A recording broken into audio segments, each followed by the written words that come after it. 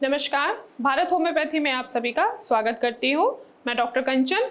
आज हम बात करते हैं सोरायसिस पेशेंट के लिए कि वो कौन सी ऐसी डाइट है, ऐसे कौन से फूड आइटम है जो उनको अवॉइड करने हैं, जिससे उनका सोरायसिस, अगर वो ट्रीटमेंट ले रहे हैं या ट्रीटमेंट नहीं भी ले रहे हैं, तो ऐसे कौन से फूड आइटम हैं जो उनको अवॉइड करना है, जिससे उनका सोरायसिस बिल्कुल पूरी तरीके से कंट्रोल में रहे।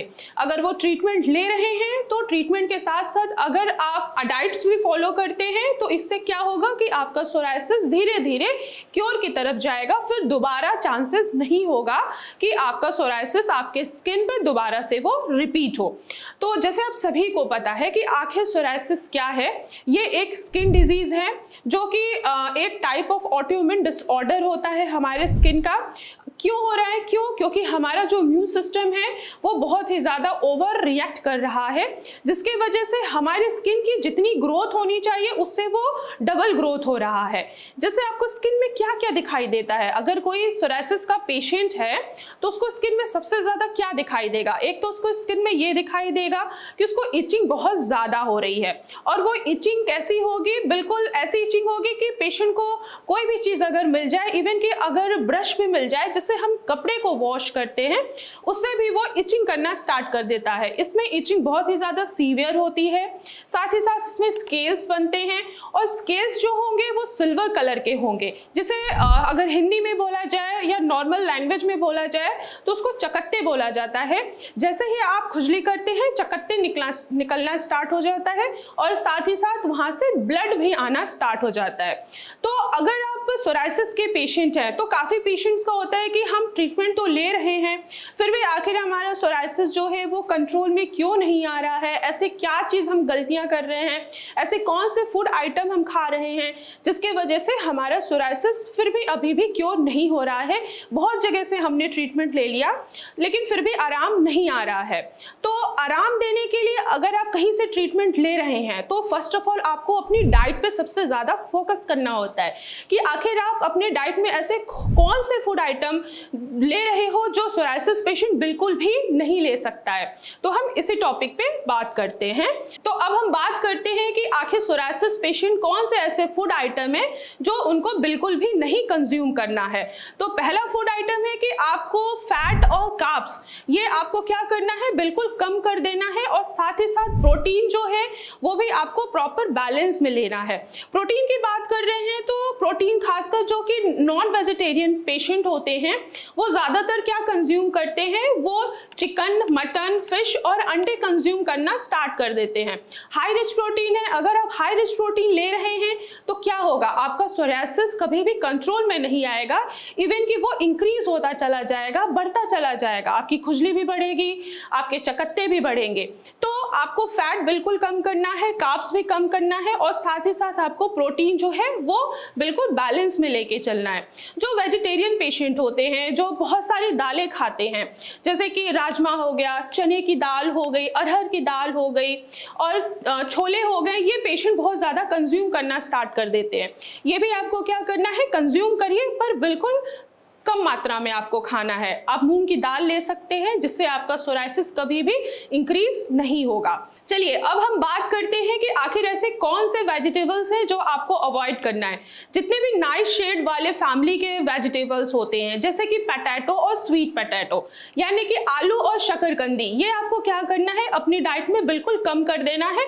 कम क्या, बिल्कुल ही आपको स्टॉप कर देना है। साथ ही साथ आपको जितने भी जैसे कि टमाटो है या जितने भी खट्टे फूड आइटम है, इवन कि जो फ्रूट्स होते हैं हमारे, जिसमें सिट्रस फ्रूट्स जो बहुत ज़्यादा होते हैं, जैसे ऑरेंजेस हो गया, लेमन हो गया, बेरीज हो गई, ये चीज़ें आपको क्या करनी है? अवॉइड करनी है। क्यों?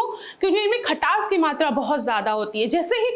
जैसे कोई भी चीज़ आप खट्टी चीज़ कंज्यूम कर रहे हैं तो क्या होगा? इससे आपका ब्लड का एसिडोसिस इंक्रीज हो जाएगा। अगर ब्लड का एसिडोसिस इंक्रीज होगा तो क्या होगा? दुगनी तेजी से आपको इचिंग होगी, और साथ ही साथ स्केल्स जो होंगे वो भी दुगनी तेजी से बढ़ते हुए आपको नजर आएंगे। क्यों? क्योंकि ये ऑटोइम्यून डिजीज है। जैसे ही कोई खट्टी चीज़ आप कंज्यूम कर रहे हैं, या नाइट शेड्स वाले जो वेजिटेबल्स हैं, पोटैटो हो गया, कैप्सिकम हो गया, बेल पेपर हो गया, ये सारी चीज़ें अगर आप कंज्यूम करते हैं तो आपकी इचिंग के साथ साथ आपके रैशेस भी इंक्रीज होंगे, और साथ ही साथ ब्लीडिंग भी आपकी इंक्रीज हो जाएगी। अब आपको और कौन से फूड आइटम आइटम है जो आपको अवॉइड करने हैं, जैसे कि दूध, दूध से बनी जितनी भी फूड आइटम है, जैसे हम डेयरी प्रोडक्ट कहते हैं, जैसे पनीर हो गया, दूध हो गया, दही हो गया, लस्सी हो गई, छाछ हो गया, ये भी चीज़ें आपको अवॉइड करनी है। अगर ये चीज़ें भी आप कंज्यूम कर रहे हैं तो क्या होगा, एक तो आपका डाइजेस्टिव सिस्टम जो होगा वो कमज़ोर होता चला जाएगा। जैसे आपका डाइजेस्टिव सिस्टम कमज़ोर होगा, मेटाबॉलिज्म आपका क्या होगा, स्लो हो जाएगा, जिसके वजह से पेशेंट को कब्ज होने की प्रॉब्लम बहुत ज़्यादा बढ़ जाती है। कब्ज होगा, आपका प्रॉपर स्टूल पास आउट नहीं होगा तो टॉक्सिन जो है वो आपके बॉडी के अंदर ही रहेगा, जिससे आपकी इन्फ्लामेशन, ईचिंग, रेडनेस सारी चीज़ें इंक्रीज हो जाएंगी। तो आपको ये सारी चीज़ें आपको अवॉइड करनी है। आपको जितने भी डेयरी प्रोडक्ट हैं वो सारे आपको अवॉइड करने हैं। डेयरी प्रोडक्ट के साथ साथ अब आपको ऐसी कौन से आइटम जो हैं जो आपको अवॉइड करने हैं। मार्केट में बहुत सारे ऐसे फूड आइटम हैं जिन्हें हम फास्ट फूड कहते हैं, जैसे पिज़्ज़ा हो गया, बर्गर हो गया, बहुत सारे जैसे चाउमीन हो गया। इनमें क्या होता है, इनमें अजीनोमोटो पाया जाता है, जो कि आपके स्किन के लिए क्या है, बहुत ही ज़्यादा खतरनाक है। स्किन के लिए क्या, आपके लिवर के लिए, आपके किडनी के लिए भी ये बहुत ज़्यादा हार्मफुल है। तो आप ये सारी जितने भी फूड आइटम है, जितने भी पैक आइटम है, जितने भी बाहर के फास्ट फूड है, ये सारी चीज़ें आपको अवॉइड करनी है। स्पेशली आपको स्मोकिंग और अल्कोहल भी कंज्यूम बिल्कुल नहीं करना है। अगर आप अल्कोहल और स्मोक कंज्यूम कर रहे हैं तो भी आपका जो ब्लड होगा वो प्रॉपर तरीके से टॉक्सिन में कन्वर्ट हो जाएगा, जो कि आपके सोराइसिस को इंक्रीज कर सकता है। तो ये सारे जितने भी फूड आइटम हैं जो मैंने आपको अभी बताया है, ये चीज़ें अगर आप फॉलो करते हैं, ट्रीटमेंट अगर आप नहीं ले रहे हैं तो भी अगर आप ये चीज़ें फॉलो कर रहे हैं तो क्या होगा कि आपकी कंडीशन जो सोराइसिस की है वो धीरे धीरे कंट्रोल में रहेगी। लेकिन अगर आपको सोराइसिस प्रॉपर तरीके से कंट्रोल में करना है तो आपको प्रॉपर कस्टमाइज्ड ट्रीटमेंट लेनी है, प्लस साथ में क्या करना है कि आपको फूड आइटम जो मैंने आपको बताए हैं वो भी आपको अवॉइड करना है।